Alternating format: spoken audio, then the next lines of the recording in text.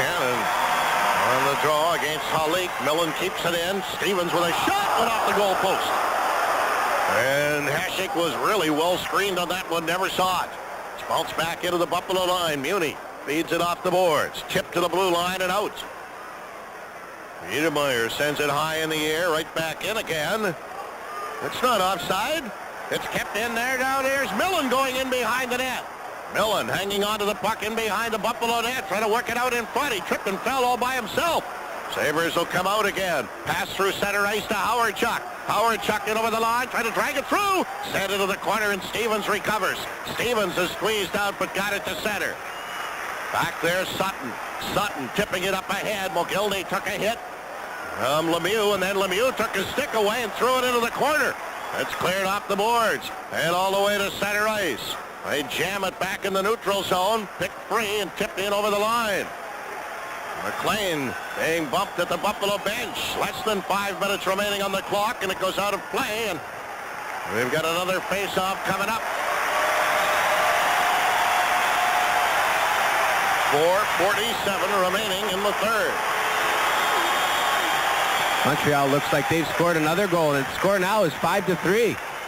We've just had a chance to see on the monitor that Montreal was 5-2, and obviously they've scored just recently and made it a 5-3 game, so I don't know how much time is left in that game, but Montreal's fighting back.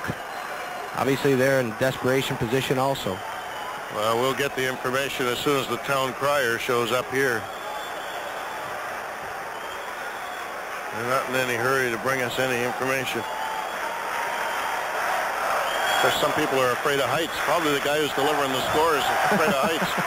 If that's the case, he doesn't belong up here. Same person brings the Pepsi around, I think. Yeah. Sutton waits back beside the net, feeds it up along the boards to Sweeney, tipping it through center. Here's May trying to hustle in, and he gets tripped up. No penalty called there, and it's cleared off the glass and rolls down the ice again. Sutton catches up with it, no icing. Ken Sutton swinging around again. Works it to his own line, through center, whips one in, and that soars right over the glass in the end into the crowd. Looks like Dan Merriwell, he's not going to call a penalty now unless it's a flagrant play, unless it's on Buffalo, unless it's a flagrant play in front of the net or something, perhaps maybe a double minor or double penalties, I should say, one to each player, because he had an opportunity there. He elected not to call it. 4:18 left. He obviously doesn't want to be the decision maker in this thing. 5 penalties called in this game. 4 of them were against the Sabres. And again, one was a power play goal of New Jersey, but the other one may as well have been, because it came 2 seconds after the Sabres penalty expired. They're going to drop it now very close to center ice. Halik and Hannon.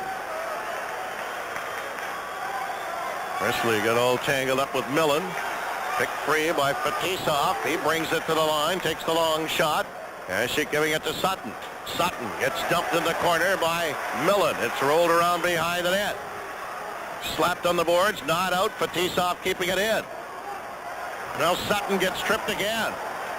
Giving it to Millen. And it goes to center ice. Recovered by McKay. McKay tipped it right back in. That's left in behind the net. Less than 4 minutes to go. The pass at center to Howard-Chuck. Howard-Chuck to the Devils line. Tried to bust his way through. Couldn't do it. And it's sent right into the crowd by New Jersey. 3:38 remaining in regulation. Larry and Rick, I think Larry brought up a point earlier, and it seems to show obviously in the shots, it's 43-17, that because they had some injuries and because Jacques Lemaire has installed a lot of different players, C-Mac, Millen, Nichols was hurt. He brought in Fetisov at different times. He played a guy by the name of Jason Smith, I believe. They look a little bit at this time, just a little bit more, have a little more freshness. And because of our injuries, guys like myself and Craig Simpson and other guys, we feel bad, but obviously the guys that are out there showing a lot of heart and a lot of guts and a lot of character, because they haven't had the opportunity to get a lot of rest other than a guy like Jason Daw. No question about that at all. Well, Nichols will face off against Howard-Chuck. Kicked it back to the point to Bodger. Feeds it into Howard-Chuck. Tried to slide it in front, but Stevens is there to break it up. Stevens got it to Lemieux. He smacked it out to center. Here's Bodger to drill it right back in again. Brodeur trapping it behind the net. Where's Captain Scott Stevens? He just flipped it high in the air through center. Boucher gets checked, but it rolls now to Handshakes. Handshakes sliding it around behind the goal to Bodger in the corner. Bodger feeding it ahead. He's hit by Lemieux, the long shot. Handshakes cleared that away. Mogilny slapped it. Got it again. Doesn't get it out. It's knocked down at the blue line and finally comes out over the line. Fed back in by Stevens. Bodger in the corner. Pulls away from McLean. 3 minutes remain. Bodger starts to center ice. He tips it high in the air. Rolled it in over the line. Oh, and it's cleared away and sent to center again. Schmelik tried to pick it up there. He gets bowled over by Carpenter. Sent to center. Dumped in by May. May tried to catch up with the puck. Went around behind the net. Here's May. Runs right into his check. And now the net is knocked flying again as May took a run at Stevens. And Stevens is yapping back at Brad May. 2:32 left here in this third period. Buffalo's got to some way manufacture one more goal. And they might as well bang and crash like Brad May did, because it doesn't look like the referee's going to make any calls on penalties now to the end of the game anyway. So get what you can get out of it. I think you're right, Larry. You take the opportunities. Coach Muckler's going to cut it down to 2 lines, obviously. He's going to want the guys to go short shifts and take whatever chance they can. Obviously, it's do or die situation. You're going to have a guy maybe playing a little bit high. You're going to try to feed him breaking. You're going to guys like Alex and Dale and Brad May. We got Donald Audette out here right now. Whatever it takes, throw the puck towards the net. Bobby Sweeney's taking a face-off. 2:32 left. Obviously, we would like to get that goal before we have to pull a goalie or call a timeout.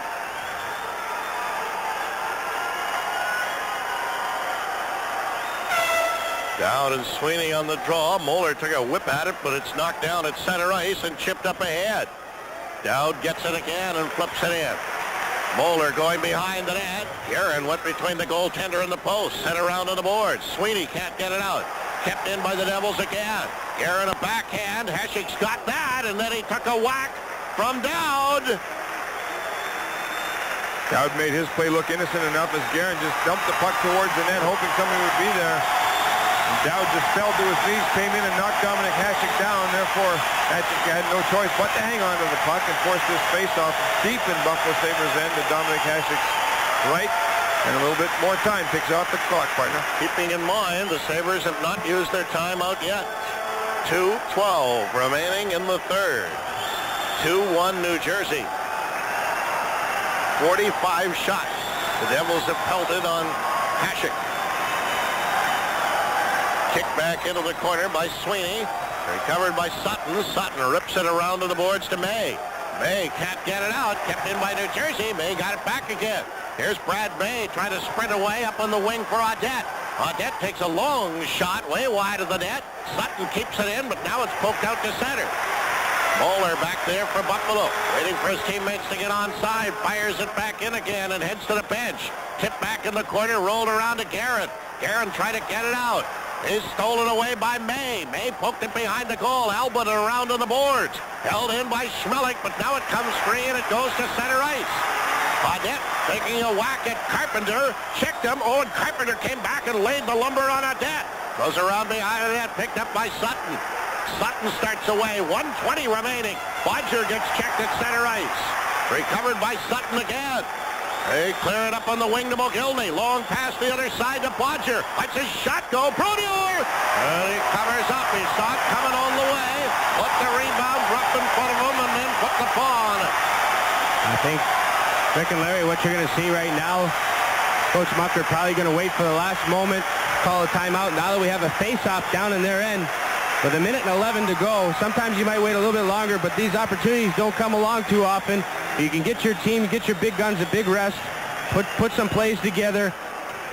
And it looks like that's exactly what Coach Muckler's doing at this time. Whether he pulls Dominic Hasek and puts on a 6 attacker, I don't know, but right now you got to put everything you got. You got to throw it together, have a few design plays. We have some plays off the face-off that we can try. You got to do whatever it takes. Well, you're right about when Muckler made the call. He waited till the referee was getting everybody in position to drop the puck. Then he showed the timeout sign to the linesman and or referee, and he immediately went over to the players' bench, or the scorer's bench. The players came to the players' bench, and John Muckler's talking to him. The New Jersey Devils, on the other hand, have also gathered around their coach, listening to Jacques Lemaire and their goaltenders, both goaltenders are at their respective benches listening to. One play that we like to do in a situation like this, if we do pull the goalie, is who's ever taken the face-off, it probably might be a guy like Bob Sweeney. He's one of our best face-off men. I know Dale, he's stepping on the ice at this time. We like to sometimes get it back to the point and have a player like Alexander McGillney line up on the right side and back off right after the face-off is taken and try to get a pass and have the two guys block their defensemen, their forwards that are coming out, and get Alexander McGillney wide open on the far side for a one-timer. And obviously it looks like we're pulling the goalie to try to get an opportunity with 1:11 left. The reason it works so well, too, with Alex is because Alex can shoot the puck on a one-timer. I spoke too soon. Dominic Hasek has jumped right back in. He looks like he's playing halfway between the net and the blue line. He's up above the hash marks, but he is still on the ice with 1:11 remaining on the clock here in the third period. Maybe the best pass that the Buffalo Sabres have is back in the blue line. That's Dale Hawerchuk. And Pat, I think you're right. McGillney's lined up so he can back away and get that cross-ice pass for a one-timer. Sweeney against Nichols for the draw. Tip back in the corner. Oh, the shot was right on Brodeur. Bruce Driver fired it right at his own goaltender. What a great opportunity, and an opportunity where Bruce Driver looks to throw the puck behind the net, and I don't know if one of our players, Bob Sweeney, hooks him at the same time, or Yuri Hemilev, but he put it right on the net. An inch a little bit higher to the right, it might have gone in. I don't think that's in the playbook, is it, that one? 4 seconds, that takes off the clock. We'll try it again, same spot. Rolls into the corner. Driver tied up by Himilev. Falls, trying to cover up on top of the puck. Hawerchuk gets in there. Here's Mogilny along the board. Swings it to Hawerchuk. Couldn't get it back to the point. It's taken away. And sent up to center ice. The Devils come out. Pass on the wing to Lemieux. He takes a shot. Actually kicked that away. And it's fed to center ice. 45 seconds to go. Dump back into the Buffalo end. Bodger picks it up. Bodger trying to work it out of there, and does with a pass on the wing. Out set up ahead to May, but Stevens picked it off and cleared it through center again, and Handshakes is unable to get to the bench. Hawerchuk. He flips it up on the wing. Bodger, the cross-ice pass, dumped in over the line. Slides around behind the net. Handshake goes to the bench. Dumped around to the boards again. Sabres keeping it in. Mogilny trying to cut in front. Jams it in behind the net. He's it out in front. Hawerchuk, a shot. Oh, he hit a body. They all pile in there. Jamming away at it. And play is called with 13.3 seconds remaining. Here comes Stevens now around the outside after May. Stevens used blue again. But it won't matter. He won't get it. Now they're piling here again. Himilev went sailing in after Lemieux. Dale Hawerchuk had an unbelievable scoring opportunity, and somehow the goaltender Brodeur made a huge save. Two guys had scoring chances like that tonight. One was Dave Hannon earlier in the first period, and here with 13 seconds left, Dale Hawerchuk had a good quality scoring opportunity, and unfortunately comes up empty-handed. I agree with you, Larry. Oh, boy, do we have a great opportunity. Alexander McGillney steals the puck, walks in, makes a few nifty moves, loses the puck behind the net, then throws it out in front. There's a scramble, and like you said, Dale was open. He tries to get the puck out. Here he goes. He throws it in front, and Dale has the puck, and he tries to get it up. And I don't know if it's Brodeur or one of the guys lifts his legs up, but somehow they block the puck, and there's a melee in front of the net, and everybody's throwing bodies, and with 13.3 seconds left, we've got an opportunity. I don't know if they're going to put this face-off outside or inside the zone. Well, Lemieux came in and threw a haymaker right at Himilev. No wonder Himilev went back at Lemieux. Lemieux and Himilev both find themselves here in the penalty box. Well, it means that they'll both be sitting out. One thing that is fortunate is we are keeping the face-off inside the New Jersey zone, which is a big, big plus with 13.3 seconds. I would think New Jersey might argue that, the fact that the Sabres defense came down. However, Buffalo can get away with this is great. I beg to differ with you, partner, because the Sabres defense was already in front of the net trying to score a goal. That's true. They were already down. They didn't come in to join any altercation. That's true. I think just about our whole team was in front of the net trying to put the puck in. Well, there was nobody playing back. I think Dale was probably the furthest one back, and he was at the top of the hash mark. So here they go to get ready to take the face-off again. Sweeney passes by the referee with some words of wisdom. Buffalo's got one too many players on the ice. This might be an opportunity to get those guys a quick rest. This is a Can only be a 5-on-4 situation. Now they 6-on-5. So Sweeney heads back to the bench. I think you might see that play again with Alexander McGillney lining up on the inside of Donald Dett. If we can win that draw, if Dale Howardchuk can get it back to Doug Bodger, you might see him slide it over to Alex for a one-timer. Nichols against Howardchuk, came free, back to Bodger, took a shot! That one deflected wide of the net. Jammed in along the boards. Comes in front again. They whack it in behind the net. They jam around in the corner, and it's picked up by Albalin and sent down the ice. The game is over. And the New Jersey Devils manage to hold off the Buffalo Sabres and win game number 7 by a score of 2-1. Despite the heroics of Dominic Hasek, who handled 116 shots in the last 2 games of this series and gave up only 2 goals. Well, you can't say enough about what Dominic Hasek has meant to this hockey team. Without Dominic Hasek, I don't think the Buffalo Sabres make the playoffs. And without Dominic Hasek, I don't think the Buffalo Sabres have the playoffs they have, and they don't get to Game 7, and I think that's just the fact of life. Now they line up for the traditional handshake here. It's a hard pill to swallow, and anytime you lose a game in a Game 7, when you look back at what the guys have accomplished all year, they should hold their heads high and be proud. They faced a lot of adversity. Like you said, Dominic Hasek came up large, but the guys showed a lot of heart and a lot of character. Everybody should be proud. Sure, we'd like to go a lot farther, and we're going to go farther, but I think the guys showed a tremendous amount of character, and it was one of the best series I've ever seen since I've been a hockey player. Well, this team certainly did show some character, and the 2 goaltenders now are just shaking hands, and what a class act those 2 kids are. But I mean, this Buffalo Sabres team all season long has been a bunch of overachievers and played above their heads on many occasions, no less than what they did here in the playoffs, and they gave this New Jersey club, albeit perhaps a more skilled club, they gave them a heck of a scare, and it goes down to a 2-1 victory in the 7th game here in New Jersey. Buffalo's got absolutely nothing to hang their head about. And meanwhile, Boston has defeated Montreal 5-3, so the Bruins will open up the series here at the Meadowlands on Sunday afternoon. Now the Buffalo Sabres, their heads are high, but they leave the ice after losing in 7 games to the New Jersey Devils. And the score in the final one tonight here at the Meadowlands, the Devils 2 and Buffalo 1. Plenty more coming up in a moment on the Sabres Hockey Network.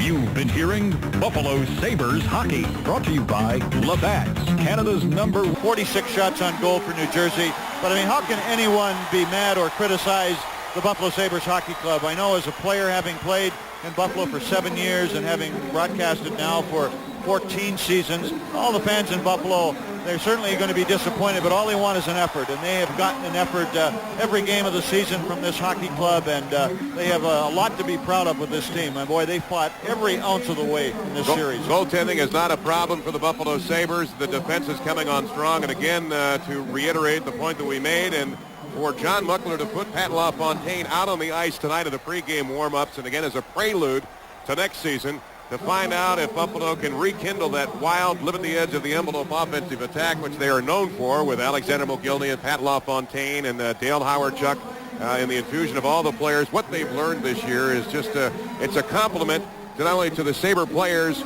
but to the coaching staff and to the management and the life that they have given this club, and to see this club, which is definitely something special, to see them rebound through all of the adversity and through the playoffs in this 7-game series. Well, that's right, and of course, guys like Philip Boucher and particularly Jason Daw, they're going to take a lot from a series like this. The experience gained and the confidence, knowing that not only can they play in the National Hockey League, but they can go through a 7-game series, which is as tough as you're ever going to see, folks. You won't see a tougher series than what we saw over these 7 games, and just to be able to survive that and play as well as they did, I mean, it's a great future for some of these kids like Daw and Boucher. The most important person out on the ice, especially what they call as the 7th player, doesn't get to play a lot on the ice, but in the stands. To you, the fans, for the support that you have given the Buffalo Sabres this year, and to our faithful viewers down the line, not only on Fox 29, but the Empire Sports Network. Our thanks goes to Will Stone, the Vice President and General Manager of Fox 29, also to Paul Whelan, who is the Director of Communications, Seymour Knox and crew over there at the Buffalo Sabres for their support in Buffalo Sabres hockey on television, and to John Regas, who is now a part of the Buffalo Sabres family from Adelphia Communications Company and the Empire Sports Network.